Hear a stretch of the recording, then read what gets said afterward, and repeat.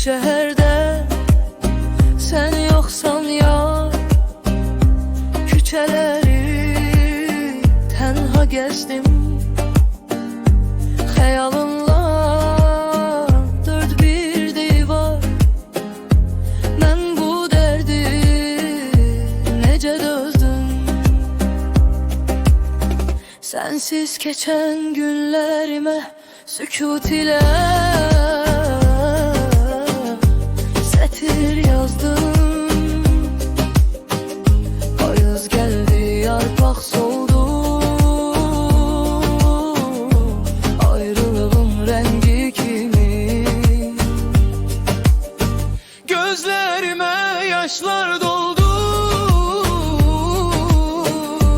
gözləyirəm bəsdir gəlmir.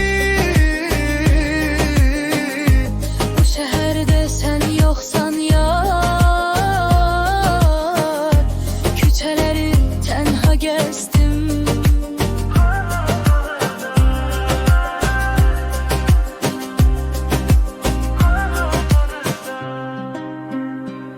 Külək əsir, səsində sən uzaqlardan boylan mənə. Geri dönən deyilən sən, mahnı qaldı məndən sənə. Bu şəhərdə sən yoxsan yar, küçələri tənha gəzdin. Xəyalınla dörd bir divar, mən bu dərdi necə dözdüm. Sensiz keçən günlərimə sükut ilə sətir yazdım.